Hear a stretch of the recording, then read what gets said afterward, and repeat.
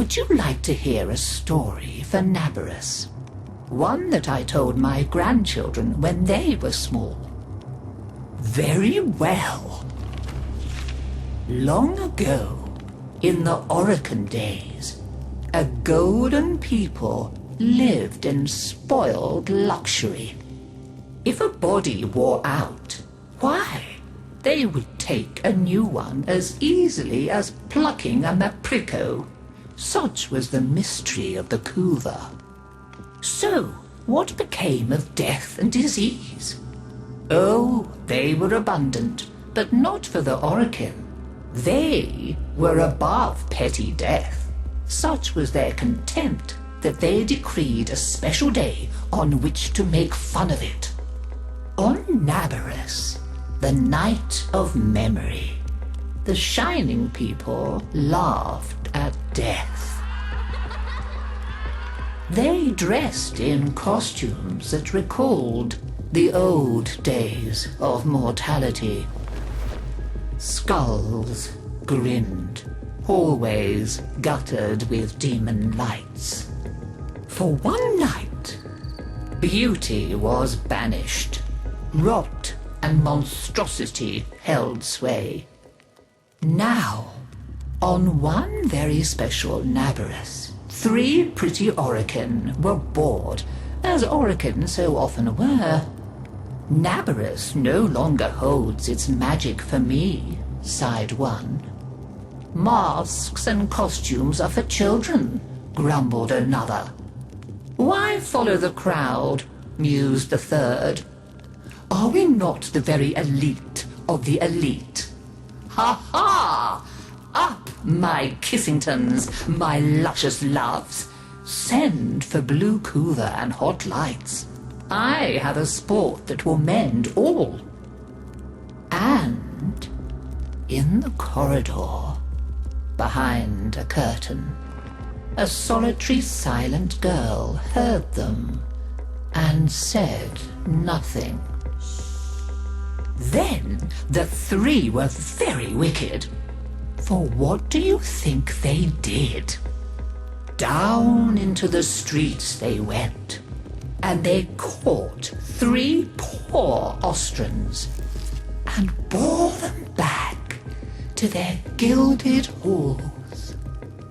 One they peeled like a fruit and decked out with glassy splinters, and his naked jaws went chitter-chatter-snap.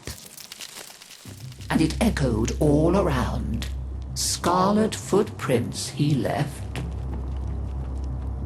Another's limbs they twisted and wrenched his neck, and made a bundle of him until he scuttled upsy-downsy like a horrid crab, with his sockets all empty and his stretched-out nose snuffling. The third they pulled thin in hand and foot. She walked spindly-wise on long tiptoes like a spider, and her entrails hung delicately down. She whispered, split-tongued and hissing as she went. Fine costumes we've made, chortled the 3 Orokin. Let us now try them on and visit our friends. What shrieking there will be! Oh, our names will live forever in the court for such a prank as this.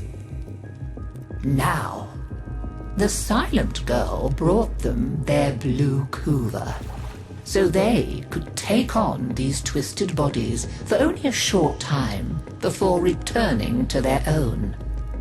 They drank and slept and woke in their 3 horrid forms.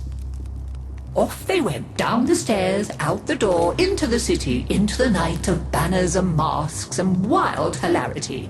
Chitter-chatter-snap, scuttle-buttle, whispery-hispery. As you can imagine, there were many screams and laughs. Such cleverness, such wit. But in a high room of the tower, the silent girl looked at the faces of the 3 sleeping Orokin. she went and opened a little ivory door that she was not supposed to know about, and drew forth a flask that she would have been glassed for even looking at. A flask of crimson kuva, the scarlet seal upon continuity, permanent. And she tipped it down 3 cruel throats. With a little laugh, she went skating away, never to return.